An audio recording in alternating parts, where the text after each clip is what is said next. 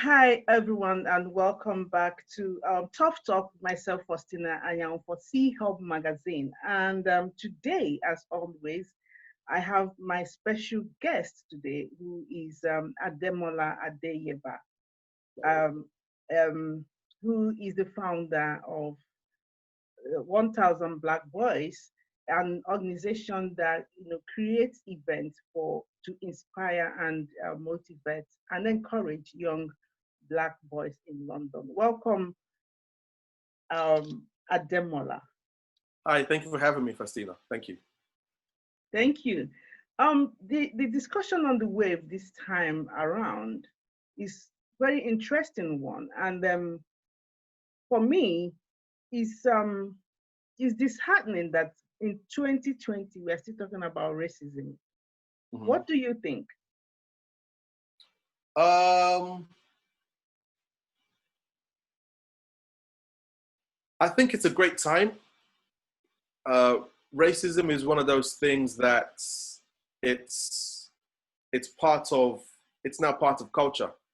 Um, it's part of the paradigm that we look at the world through.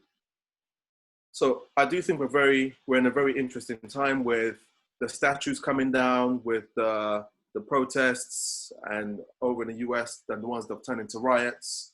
So it's a very interesting season. And the thing about racism is, how can I say this?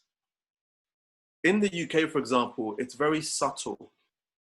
It's very subtle because it's so close that the people that some people that are demonstrating racist thinking or racist behavior, it's so close to them that they can't quite see it. They can't separate the view from themselves. So that's why we're still dealing with it today, because it's so ingrained in, especially in the West, in the human psyche, that it's very hard to differentiate between the view and myself as the person. Now, what is the difference between hate? What differentiates racism from other kind of hate? So this is just my viewpoint and something that people can look into. So racism, if you think about racism, there's an equation for racism. So racism is equals to prejudice plus power. So racism is equals to prejudice plus power. It's something that somebody said to me a long time ago, and I was like, no, I was like, yeah, no, that's not the case. But when you look at it, racism has power behind it, and there's a system that maintains that worldview, and there's a system that's used to enforce that power. So that's something about racism, because somebody can hate you, but because they haven't got the power to enforce it, so what? Like, okay, Yeah. Now, yeah. that's interesting one. Now, when I look at it now from what you just said, racism and power, do you think do you think there can be racism between nations? Can a nation be racist to another nation? Yeah, yeah. If one nation has more power than the other one, 100%, they can then enforce their views, and they can then enforce how they see the world on that other nation. If they're equally balanced, that could be prejudice. So there could be dislike, there could be animosity. So you can look at it from that viewpoint. It's just one perspective. Now, how do you define power? What is power? Oh, I'd say if you look at it this way, I'd say power would be the ability to produce results or the ability to deliver an outcome.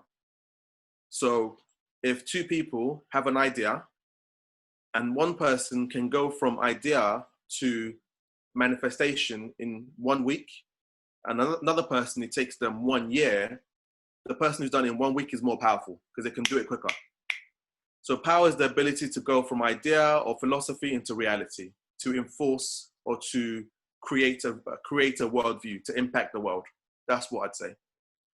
Now, I'm asking all these questions because coming from Nigeria and having lived in Nigeria most of my adult time, age, and now living here, um, there were times when we would see that there were very few white European people in Nigeria at the time, and they seem to be respected more.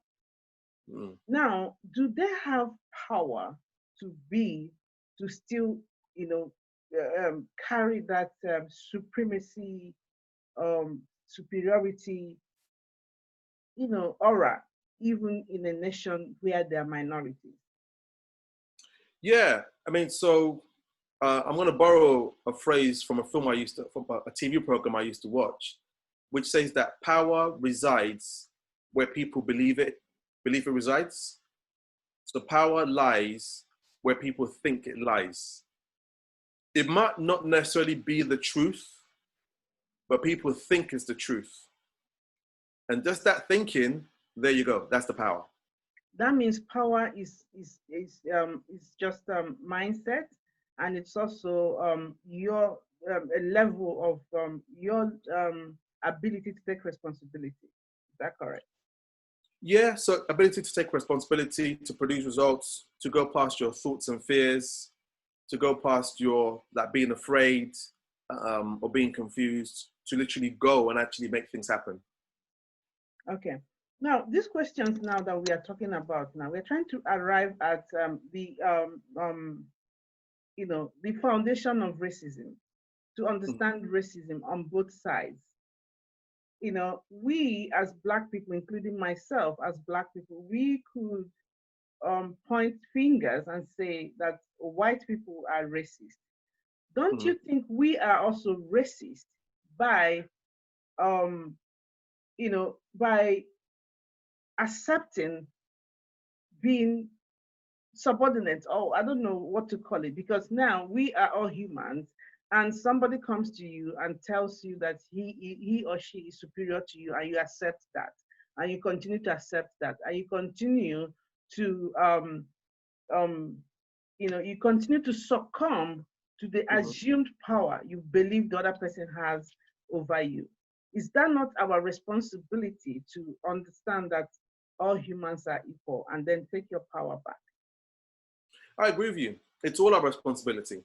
So it's down to every person to assume that personal responsibility, which would mean that you do things that develop your thoughts, develop your thinking, research, read up on history, um, take things on in terms of economic power. So things that allow you to generate wealth, these things are very, very important. So I do agree with you that it is for the Black community, for Africans, it's important for us to have that personal responsibility. Because I am a believer that it's important to not let life happen to you, but that you happen to life. That you show life, yeah, here I am, rather than being essentially pushed around by circumstance. So I do definitely share that view that for us as Black people and as Africans, it's important for us to grab responsibility and to be responsible for how things go. Now, on social media and other places, there's this agitation or aggression that once you have a different approach to racism or different opinion about racism or how to tackle it, people get very angry, especially the Black people get very angry, and they start calling you names, even if you're a Black person or if you're a white person. What is it that makes people not want to see other ways of looking at racism? It's interesting because I think that also cuts both ways as well.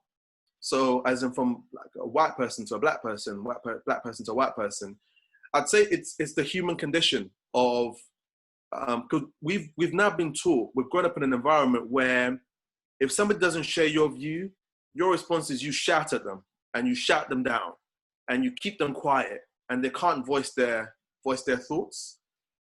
There's something that Martin Luther King said that I always think about is that we can disagree without being disagreeable. I think it's important.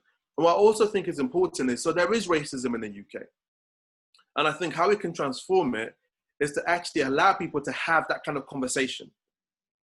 So one of the things that I used to experience is very subtle. I used to work in Chelsea as a sales director for a company there, smartly dressed. I'm going to work, and quite often I would see, I would often see white women cross the road.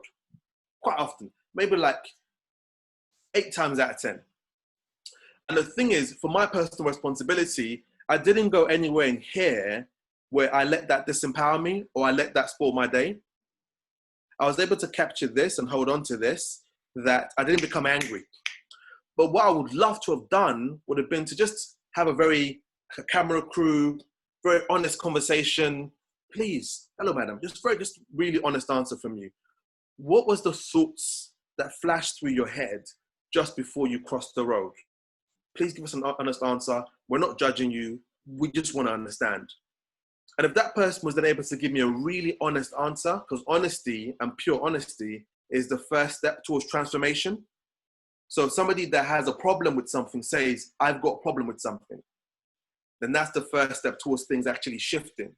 If the person says, no, I've got no problem, then nothing shifts. So I think it's important to allow people to kind of say these things and let's actually have a debate and a conversation around it so that we can get it out of the way. That's what I'd say. Because you're right, it's often where people get shut down when there's different views. But I think if people are genuinely willing to have that conversation, we can cause a transformation with those that have got a racist viewpoint. And I'm speaking at that from a way where, so there's people who've said, I would say Black Lives Matter in terms of the movement rather than the organization. And someone says all lives matter, and then there's like a trigger. It's like, bleh. And in that place, Faustina, nothing can be discussed. So I'm saying, let's understand, why did you respond with that? Where are we coming from? This is what we mean when we say that. This is what we stand for. And if we can have that kind of conversation, we'll see that many things can be worked out. Now, taking from the example that you gave, which where you described when you're coming and you see a white person cross the road, don't you think that that is a kind of reaction, or necessary reaction from yourself as an individual? For me, for example, now I'm asking this question again so that our viewers will understand where I'm coming from and where we want to get to.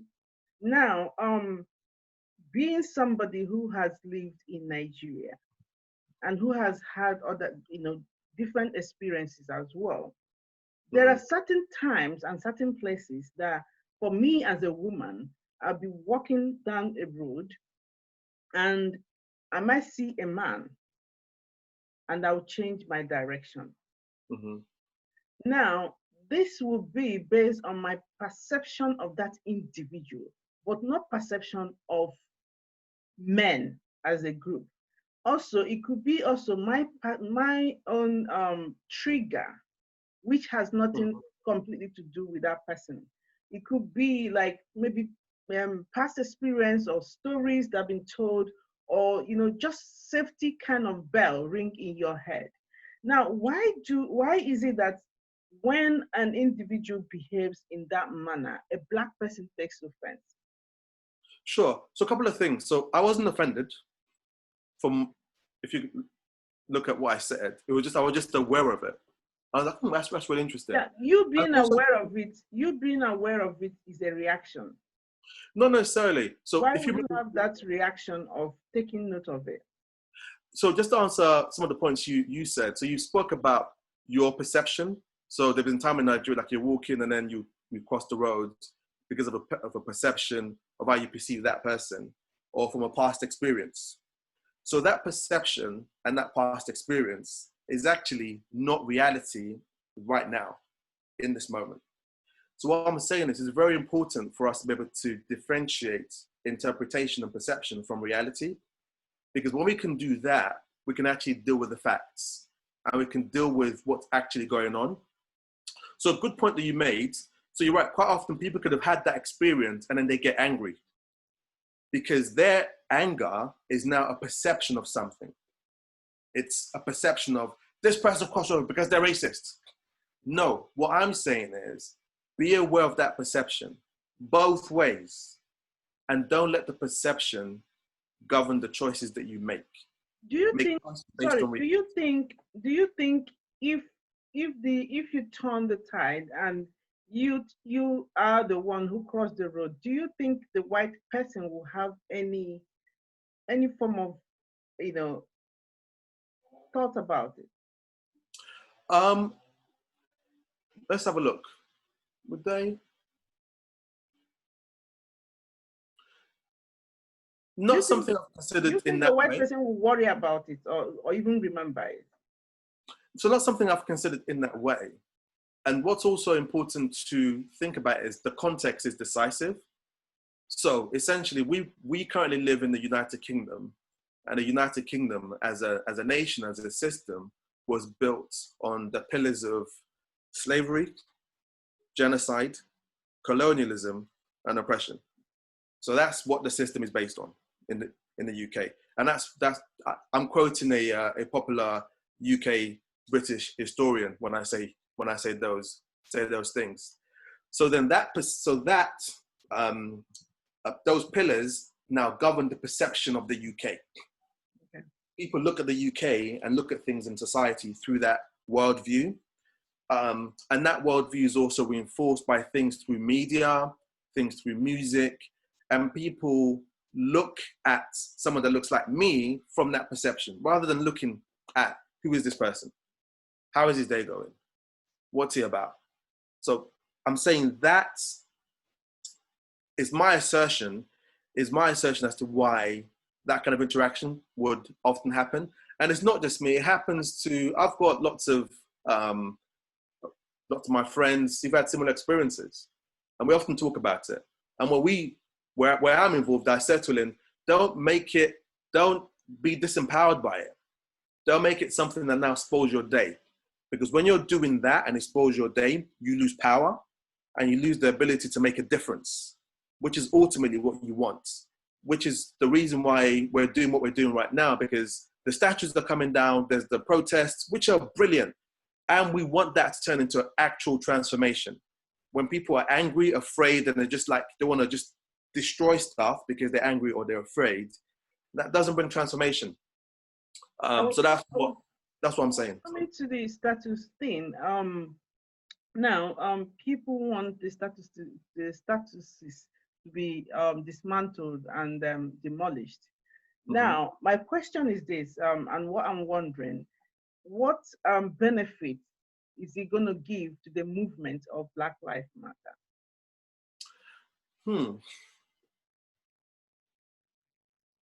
I think the benefit of that is these statues are essentially,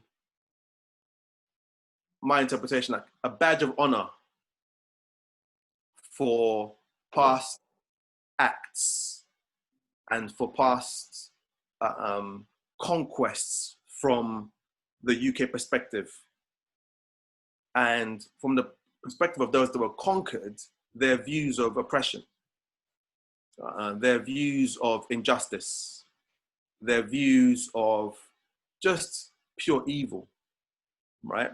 Yeah. And for the statues to come down, I think that, I'm surprised, I think that's a great first step. We shouldn't stop there, because the statues could only just be like a plaster over a broken leg. So I think it needs to go more than that. But I think them coming down, it does send a very powerful symbolic message that things are essentially moving and things are being torn down. So that's what I'd say. So those are my thoughts to it. It's a great start. It's brilliant.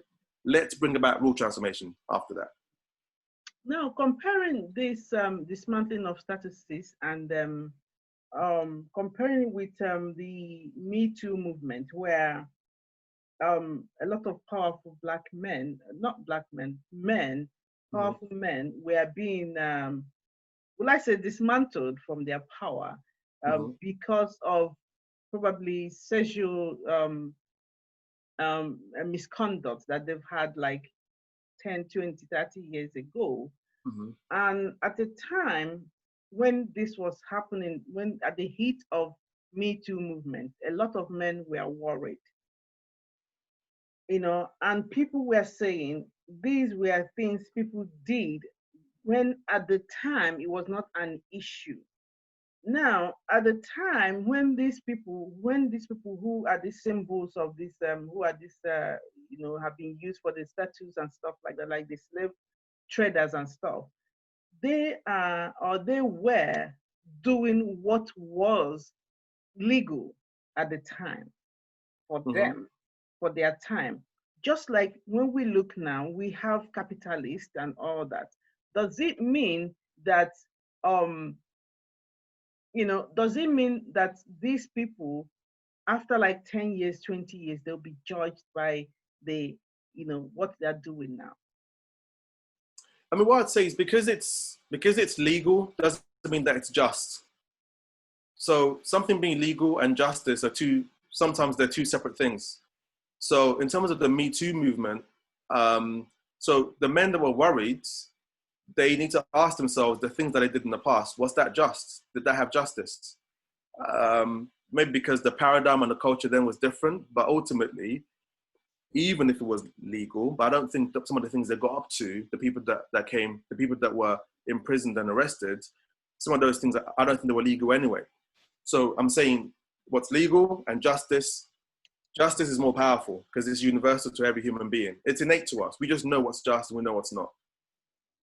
Now, okay, you said something in the line of, you know, um, probably at the time it was part of the system or culture or whatever at the time, but it was Mm-hmm. acceptable. It was a norm. For example, now, within the time when the slave traders or whatever were operating, there was a seller and there was a buyer Mm-hmm. relationship. You know, now the source of the slavery where people were sold from, there's not been any dismantling of the the system that made it possible for people, the culture that made it allowed people to sell people has Mm-hmm. not been dismantled down in Africa. Why would you expect a white person to see it as fair, that we are trying to dismantle their own people who bought from our people? Do you understand the question? I think I get it, but would you mind rephrasing it just to make sure I fully get it before I try to answer it? Okay, now I'm saying, if we are going to dismantle status of a slave trader, Yeah. when the culture down in Africa, where the people who sold to these people, these slave traders in the West, people sold to them in Mm-hmm. Africa. Those people who sold their brothers to these people in Africa, and that culture has still not been dismantled, has still not been addressed. And Africa hasn't taken responsibility of what happened at that time, and they have not apologized about what they did at the time. Why is it necessary that we have to focus on the people who bought slaves from them? It's twofold. I mean, there's many ways to answer that question. So thank you for clarifying that. So it's twofold. So I didn't say that it was the norm at that time. Um, how I'd go about answering this question is we also need to research and actually find out about when people say that Africans sold other Africans. We need to really research that because that was not always the case. That was not always the case. And when we research that, we see that a lot of the things they were told through history wasn't actually fact. It was a perception. Some parts of that could have been true because I haven't researched all the places where slaves were sold. Sometimes it was rival tribes. People wouldn't normally sell people from their own tribe or from their own family, and people were kidnapped and taken by force from these African countries. And what's also really important to say is we can research this. The main reason why slavery started was purely economic. Slavery started purely for economic reasons, purely for money. And it was so that there could be essentially cheap labor in the West Indies and in the New World. That's the only reason why it started. And then the people that ran the system at the time decided, how can we justify taking these people out of their land and putting them to forced work in brutal conditions, killing them in our land? Okay, we're gonna say, because they are a different complexion to us, that they are less than us. We're gonna use that as justification to back up our goal of economic empowerment and of making money. So I think when we're really clear on that, that helps us to answer some of the questions that you posed. That was purely economic and financial, and then race was used as a backup to justify what they were doing. Now, don't you think that if Black people, um, if Black people can shift their mind on how they see racism and how they see slavery, that they could be able to navigate through the situation or the challenges that we are seeing and be able to come out to the other side?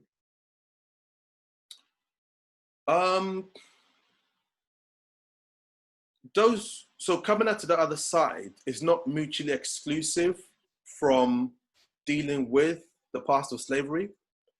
It's almost like you want to put some new things onto a table that's already full. Before you can put something new onto this table, you have to clean the table first.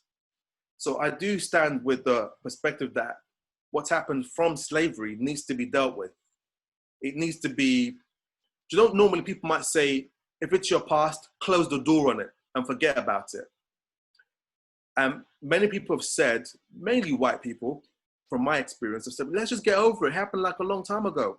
When actually, the impact of it I still felt today. So that's another conversation. So what I'm saying is, rather than closing the door on it, let's go into the room and let's clean it up. Cleaning it up would involve having that kind of conversation.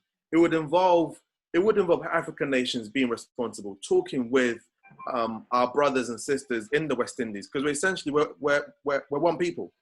It would also massively involve Western powers accepting responsibility for the damage that they caused. I mean, for example, 14 African nations are still paying taxes to France till today, 1-4, because they had the audacity to ask for freedom and to say, we don't want you to be our colonial masters. And France said, yeah. That is where I come in again about responsibility and shifting of the mind. Because from what we are discussing, I can see that Africans, and when I say Africans, I mean Black people, because every Black person is of African heritage anywhere in the world. Now, I can see that Africans, the so-called Black people, even those who didn't go through slavery, have internalized the inferiority complex. And that is where we are. So when I said shifting our minds from this situation doesn't mean closing the door on that situation or carpeting it. No, that's not what I'm saying. What I'm saying is shifting our mind on our perception of it and how to deal with it. Sure. Now, if over 18 countries, in fact, the whole of Africa will have 54 countries, and just France is demanding that, you know, a section of the African nations are paying them taxes, and Africans agree to that. African nations agree to that. Who do you blame?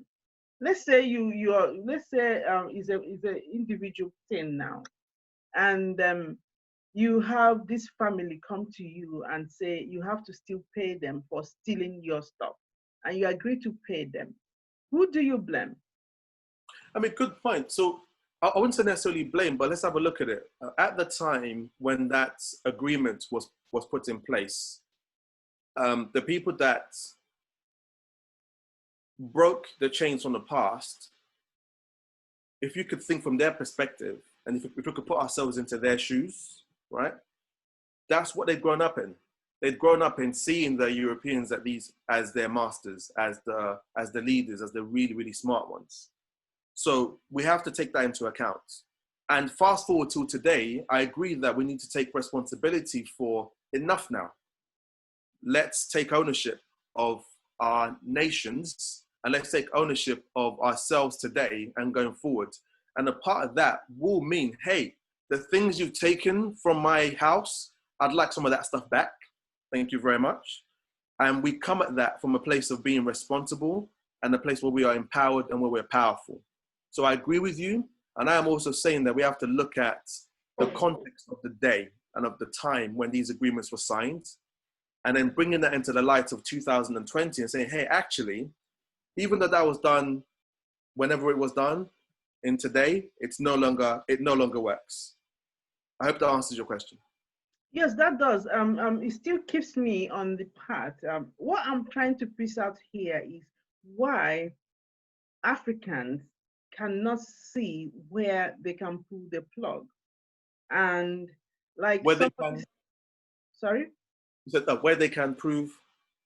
Pull the plug. Okay. Of servitude and being submitting themselves to such allowing such treatment to happen. Imagine right now, when you look at the African nations, for example, Nigeria, for example, if you see what is happening in Nigeria, you can find that they don't have, Nigeria as a nation do not have any moral standing or any moral grounds for them to call attention of the United States or United Kingdom to say, you are maltreating our people. And like we said about slavery, you can still find that in this system of capitalism, Africa is still in the receiving end, at the receiving end of capitalism. There's still brain drain in Africa. People are still being moved from Africa to here to still render cheap labor under certain situations. For example, now here in the UK, immigrants pay through their nose to renew their stay, to be able to stay in this nation. Yep. Still, they pay their taxes, and still they are not allowed to benefit from the taxes that they pay. For example, you don't have access to public funds and things like that, and you pay your taxes and national insurance, which funds the NHS. Yet people are made to pay through their noses even after they have rendered services, and oftentimes are paid less.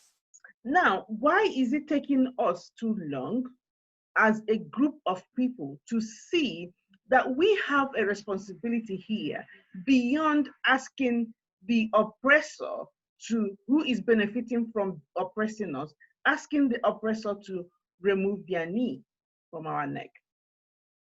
So you're saying, how come it's taken us so long? Yes. I'd say so. I can, even from me growing up, I can think about so many leaders that had coups against them because they spoke out against the West, against the United States, the UK, against European leaders. Who were used against them to do the coup? Who were the coup plotters? Well, ultimately, so if we research this, there've been people within different organizations who've blown the whistle, who've said, actually, this organization from this Western country was actually behind this coup. This organization. Understand my question now. My question is this now: who were used to carry out those coups? Yeah, I mean, so this is the point I'm making. So what I'm saying is, so when you ask the question, there are people who, from our countries, who are willing to sell out their nation for money. There are people who are willing to take money and not empower their people. We have people like that. And that is the problem right there, isn't it? That is where I think we should. Sorry, 1 second. Normally like in positions of leadership. So these are the people that I wanted to take you on that. Now, these are the people we still have. It seems that we still have majority of people who are willing to sell their people for peanuts, which was still the case for slavery. It wouldn't have been possible for the a few numbers of Europeans, especially the British, that came to Africa to be able to conquer Africa without direct assistance of the indigenes at the time. And this is what we are still seeing now. We still have majority number of people within um, our people who are willing to take any amount of money to sell their people. Don't you think that is where we as a group of people, as Africans, as Black people all over the world, should focus our attention? No, I'd say it's both. So I wouldn't say a majority. I'd say it's actually the minority. The majority are people like me and you having this kind of conversation. And the people that I speak with, because my family still live in Nigeria, and a lot of them, they're not part of that system and they're feeling the pinch. So I know that most people are fed up. Most people want a system and leadership that actually speaks for them. And all it takes is a handful of people in the right place to destabilize everything. So I do see your point when you tie it back to slavery. And fast forward into today and learning from that, we do have to acknowledge that we have leadership that doesn't speak for the people. We have leaders who do not do things for people of Africa. We've got to 100% acknowledge that. And I'm also saying there is also an element where we hold external parties accountable for the injustices and for actually paying these leaders that are doing this thing. Some leaders do speak up. Some of them do say, hey, this is what's going on. But you're right, most of them that are the leadership don't. And they are in the minority when we look at the whole population. Now, if my knowledge of the Bible, and if I can use it as a standing, as a yardstick now, the Bible says that that the leadership of a people, is a representation of those people. So what we see on our on the leadership table is not different from the people themselves. Now, if we have majority of people who want to bind together, who want to unite and form formidable resolve to solve our problems, why is it that the minority are still leading and are still taking these decisions? And me and you, who believe that this has to stop, we are not channeling our anger and energy to these people who continue to take away our power, our resources, and our everything to continue to fund the oppression of Black people. That is what I don't understand. Yeah, I mean, a big part of that has to be the education piece. So when you say there's a part, where in the Bible does it say that? Do you know where exactly it says that? About the leadership reflecting the people? Come again? I was just asking, where in the Bible does it say that the leadership, or what you said, where does it say that? Yeah, a leader is taken from the people. I'm not a religious person that quotes that remember the exact place. Well, if you search for it, you will find that the Bible made a mention of that a leader is taken from the people. You cannot leadership don't come from outside of the people. The people, the people select their leadership or their leader, and their leader represents their opinion. Now, we have those leaders because the majority want those leaders. If majority don't want those leaders, then we will know what to do. This energy we are using to beg and ask and shout at the oppressor is the energy we can use to get rid of the people who in the first place are the ones are being used to chain us down. Yeah, I mean, so yeah, I see that. So in that case, we could look at I still call them the minority. Like, for example, some of these, I'd say the system that's been created props these people up. And the system doesn't necessarily allow me and you and other people who want to genuinely make a difference to get to the top of that system. It doesn't normally allow that because this system has already been set up. It's been there for centuries. So we're essentially fighting against that system as well. It's something to definitely be aware of. We can't completely disregard that. In order to disregard that, it would mean that we would need the military on our side, because we would have to take out the system. And quite often, the military element is also part of that same system that is popping up. There's some leaders in Africa, this is like their second or third term, or second or third time in power. So they were president a few years ago, and now they're back again to be president. Like I heard something recently that one of the former presidents of Ghana wants to return. I'm thinking, well, why is that? Why is this person being allowed to return? Because it's the systems that have been set up. So in order for now, okay, I'm people, going to cut you short there. You have said system several times, and now we are now talking about the system in Africa. And when we are talking about racism, we also talked about system of racism. Now, this system of racism is almost as old as the system of leadership or governance that exists in Africa.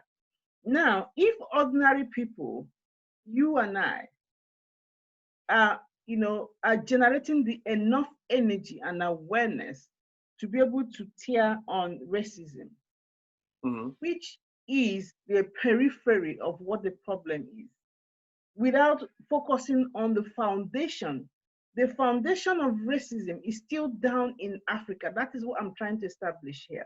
It's still down in Africa, in that system where it's still possible for the Western world to come into any part of Africa and take control of anything. Is it our forest? Is it our wildlife?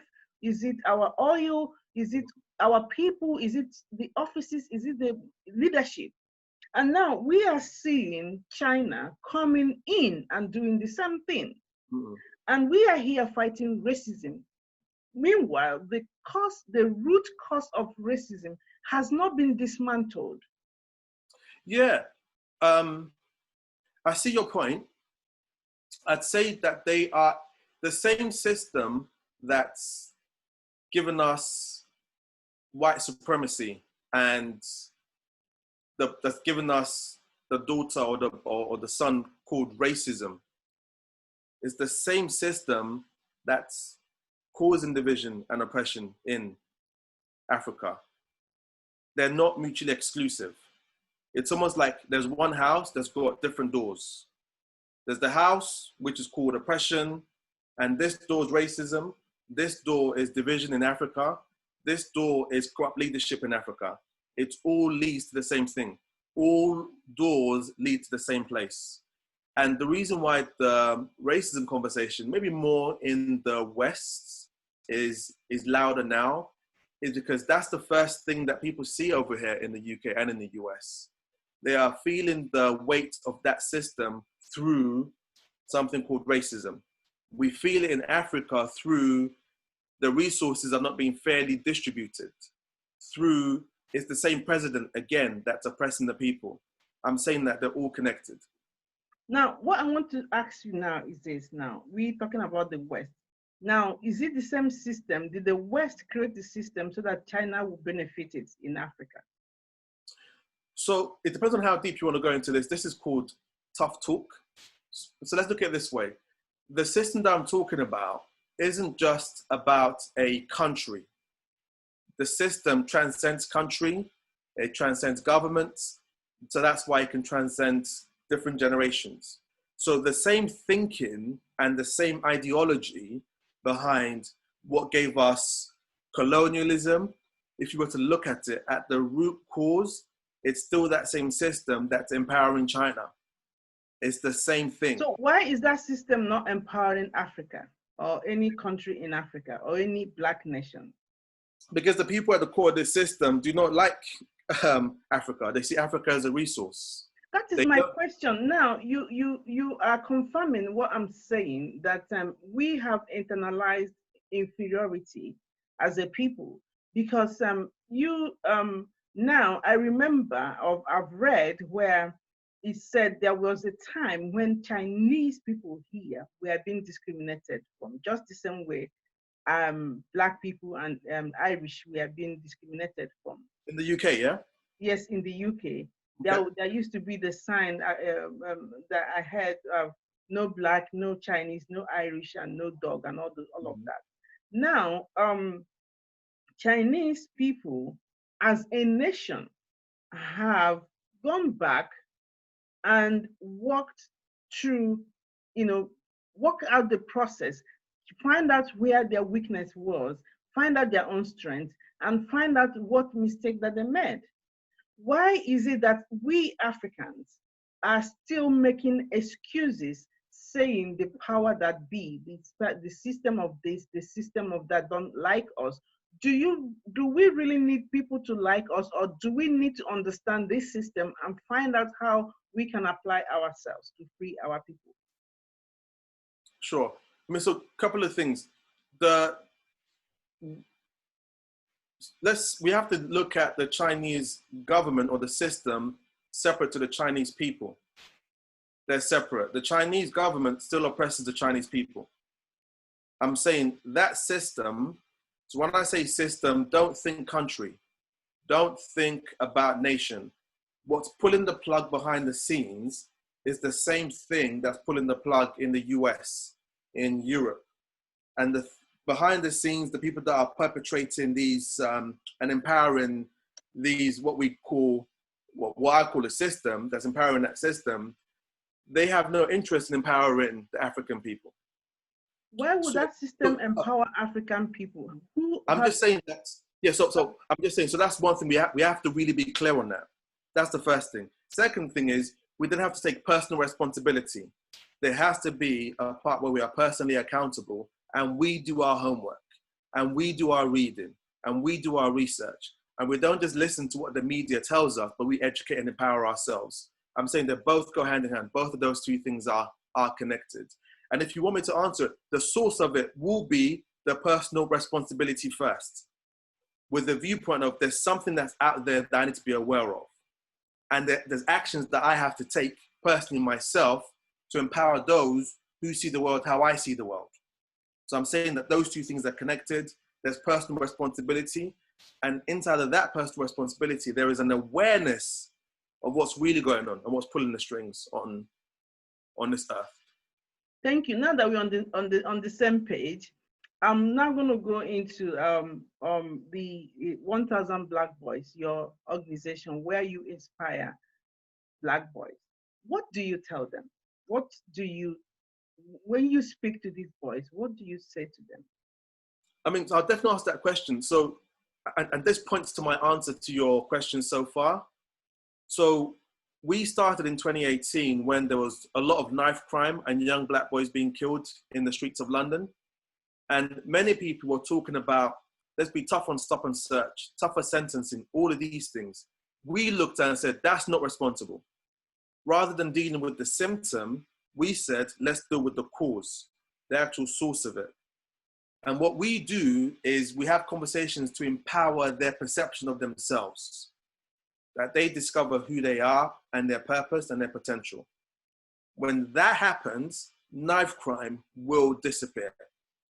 The challenges we see on our streets will disappear once, as a young Black boy, I'm clear on who I am and I'm clear on my purpose and I'm clear on my potential. Then I will do what I'm designed for rather than turn my power in on myself. So our conversations is literally about discover who you are. What are you about? What do you love doing?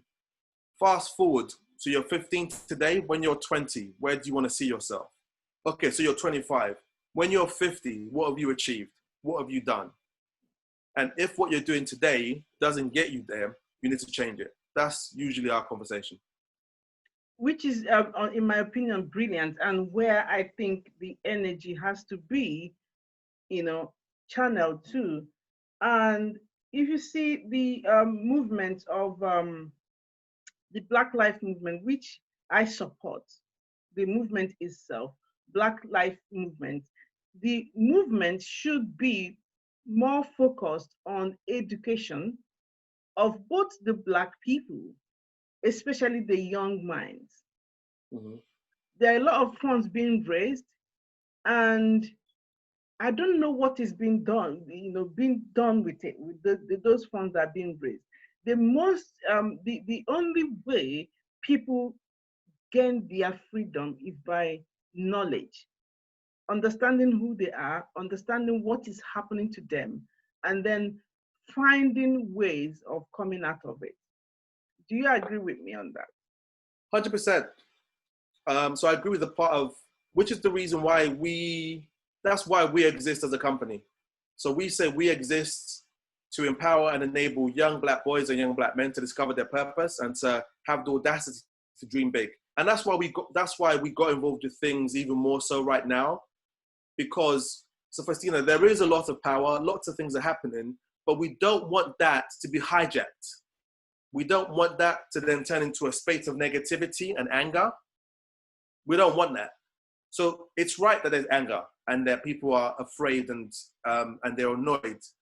We're saying, okay, you have that, but don't stay in that state. Because when you're angry, when you're afraid, or when you are confused, you are very easy to control. So our message is, we have lots of momentum right now. Let's turn that power into clarity, into focus, into being strategic, and into actual transformation. So that's definitely our message. Because I saw the same thing. I saw the killing of George Floyd in the US, and I saw the protests be hijacked and then turn into riots. And I saw the protests over in the UK, and I thought, ooh, I don't want this to turn into a riot. I don't want the real cause and the real source of why people are protesting to go missing. Because when it goes missing, you and I and people that are protesting will be given a form of transformation rather than a true transformation. So yeah, so I agree with you on that. And a big source of that has to be education. It has to be, and I don't just mean education in the classroom. I don't mean that. I'm talking about emotional intelligence, cultural competence, self-identity, knowing exactly who you are. That, I think, will be powerful education that no one can take from us. Looking at the UK politics, we have mostly the left and the right, even though there are, other parties in between, but you can see the divide, left and right. Mm. Now, when you look at the dynamics of the politics in the UK, you can see that there's not enough space for Black people, or Black people have not been able to crack through into the space to carve out a niche for themselves. Why is that? Twofold. So one, yet again, I go back to how the system's designed. That's number one. And number two is that there hasn't been enough of a focus, in my opinion, on your personal responsibility, your self-development, your growth. Both of those two things go hand in hand. I can have this conversation with you because I've spent 20 years working within the business industry and having to be responsible and accountable for my results. And spending 6 years working on my own self-development, being responsible for how I think and why I think how I think. So I don't think there's been enough focus on that. So we get that the system is like this. Let's acknowledge it. Let's deal with it. We have to deal with it. It's the elephant in the room. Now we've dealt with the elephant in the room. What's my part in this? What can I be responsible for? So that's how I would answer that question. Yeah. Now, David Lemmy, did this the justice something inequality review sometime, and that was accepted by all sides of the house in the parliament. And recently, the Boris Johnson, our prime minister now, is calling again for review of the same review that's been done, and there hasn't been enough opposition to that call for review, and that brings me again back to just like what you said, focus and clarity. Don't you think that we, the Black people as a group of people, we are allowing our emotions and sentiment to determine our faith, instead of we to be very clear and be very strategic? I wouldn't say we completely to encompass all of us, because I know you're not doing that and I'm not doing that. And I know When lots of I say we, I mean, when the majority, you can see that the sure, majority of people prefer that you talk about the platitudes of, screaming and shouting and, supporting and all that. hmm But when it comes to the real actual support hmm of, let's say, for example, our what's it called, our MPs or hmm our counselors who are Black people, how much support, how much, support are Black people really giving them? How much are we behind them to be able to give them the power and the energy that they need as a people? sure. I mean, yes. So just from your first point, which is the reason why we do at 1,000 Black Boys, we do what we do. We we don't want people to be angry. Or sorry, we don't want people to remain angry. Being angry is okay sometimes. Sometimes you are angry, but not to remain there. Which is why we want to have this kind of conversation and say, hey, look, listen. When you're angry, then your anger can be used against you. It can be used to manipulate you. So now let's be calm and let's actually deal with real policy change. And what I'd say to answer the second part of the question is, are we doing enough to empower MPs who are speaking for us as a community, as a collective? I'd say no. As a whole community, there are a handful of people who are very passionate about it. They'll talk about it. So which goes back to my point about self-responsibility, where we look at how can we be responsible so that we make a difference. Because I do firmly believe that economic empowerment is something that we should focus on. We should focus on that. When we focus on economic empowerment, which is what we're doing this coming Friday, Saturday, when we focus on that, we then have the financial clout that if one government doesn't want to do what we want them to do or doesn't do things in line with us, we'll say we'll pull out 5 billion from the economy by next week, because what you're doing right now doesn't serve our community. So that's one of the things I'd say that we should focus on. And one of the things is what we want is we want transformation, not change. We don't want change. Statues coming down, if nothing else happens after that, that's just change. But the statues coming down, and then we're talking about economic empowerment, and we could put systems in place that has young Black boys and young Black men and young Black women able to start a business and make it financially viable and profitable within 2 years, 3 years, and there's a whole community of them. That's interesting. Or we can have the actual curriculum in schools, because the policy's been changed, or because we set up our own schools that teach the history that we feel empower us. These kind of conversations and that happening is taking us towards transformation. I hope that answers the question. Yes.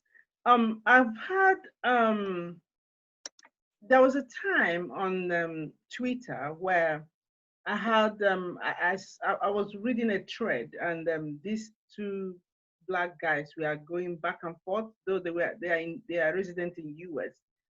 Both of them claim to be activists for Black people. Mm.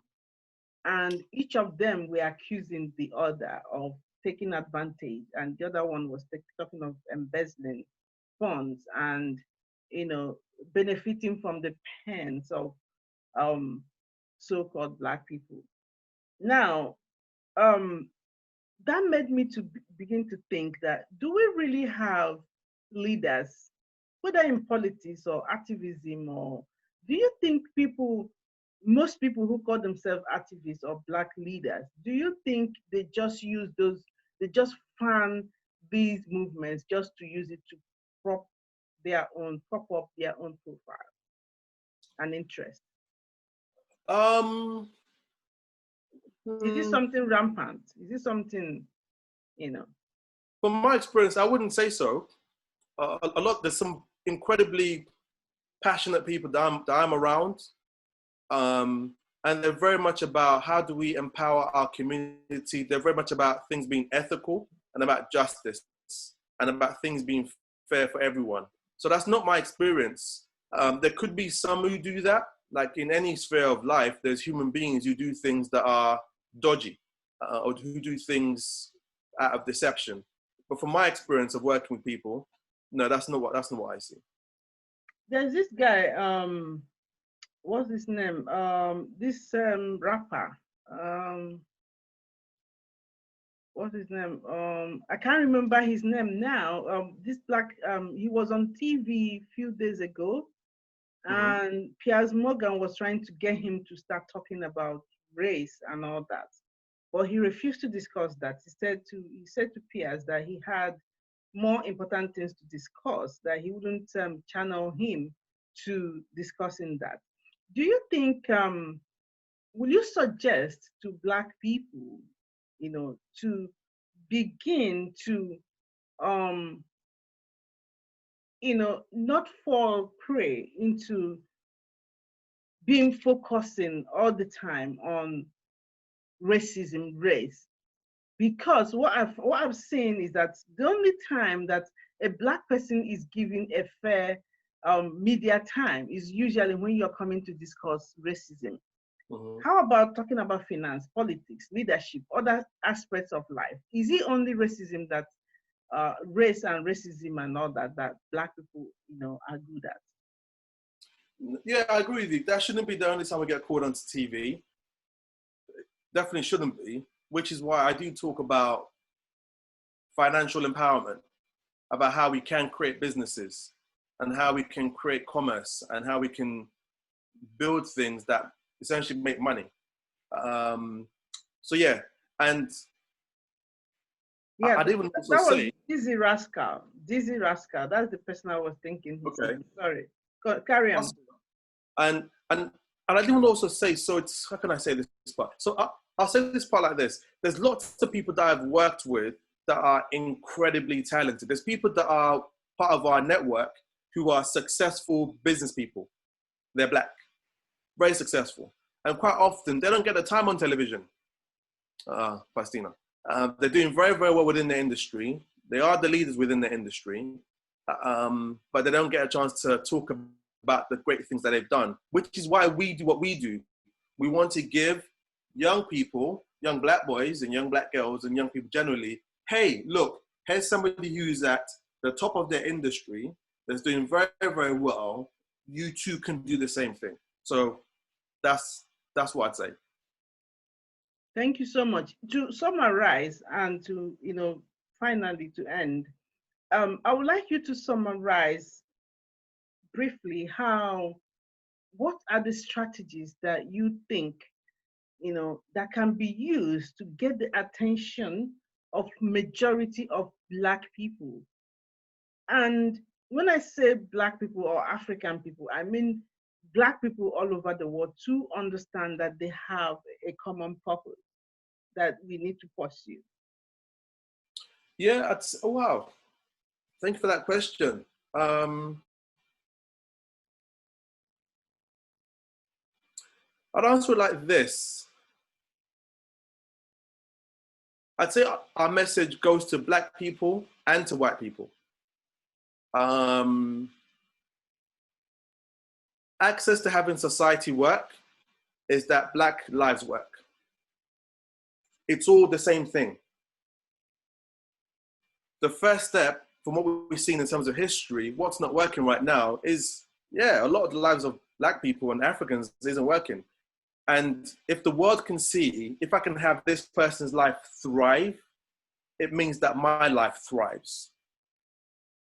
In order for that to happen, the first step is we have to just educate ourselves. And I mean, in terms of, I'd say transformative learning, something that impacts how we view the world and how we view ourselves. On average, an adult makes about 35,000 decisions in a day. And people make those decisions from a worldview that's not accurate. And so the first step is things that you take on that shift your worldview and that shift your perspective. A type of training or education along those lines. That's the first thing that I'd suggest. Second thing that I'd suggest is for people that are out there to find organizations like ours that are genuinely about, we're not about change, we're about transformation. There's a difference. Support organizations like ours because we're not for ourselves. We're about how can we bring more people together so we can all together make a difference. That'd be something else that I'd do. And third thing I'd say for people that are in that situation, pull people around you that will build you up, people around you that will be up for that kind of conversation. There's some friends that I no longer have dialogue with. Not because we've fallen out, we can speak, but we're talking about different things. We have a different perspective. So at least two of those things are about personal responsibility. Actually, no, all three really are about personal responsibility. So one, I'd say, what kind of development can you take on that shifts how you view the world? Because that shifts how you view yourself. Just sitting at home all day watching the news is not going to cut it. That's the first thing. Second thing, find organizations such as ours who are genuinely up for making a difference and partner with us. Partner with us, let's cause transformation together. And thirdly, as an individual, look at the people around you. Do they build you up or do they pull you down? Do they drain you or do they charge you? If they drain you and you want that to stop, you have to take out the plug and you got to go somewhere else. So those are the things that I'd say. Yes, that's, brings us to the end of today's segment. It says, I'm quoting you, it says, change how you view the world and change how you view yourself, and hang around people who you up. And Yeah. that's very interesting. And that is what myself, I will key into that and say to, especially Black people, first step for us to begin to transform our situation as a people in the world would be, first of all, personal responsibility. Just like you said, we must take responsibility for where we are. Until we take that responsibility, nothing changes until something changes. Yeah. I can also just say how people could do that. So this coming Friday, Saturday, we're doing our next 1000 Black Boys event. It's an online virtual event. And our theme is how to be powerful in challenging times. So it's that view of, okay, COVID-19 is here. We've got the protests. It's challenging, but how can you be powerful in the face of it? So it doesn't sweep you and kind of beat you up. And come along and join us. You can register for it for free on Eventbrite. That's one step. There's 10 speakers who are absolutely incredible. They've been through challenges. They've been through highs. They've been through lows. They look just like me and you. Come and learn from them.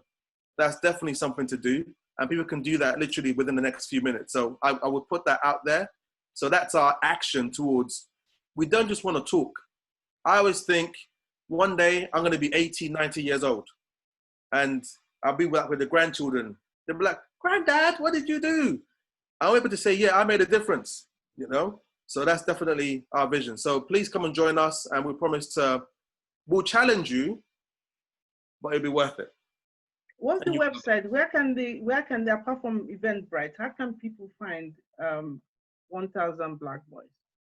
Well, how they can find us? So our website is 1000, so 1000 blackboys.co.uk, and it directs to our sites. So that's one thing.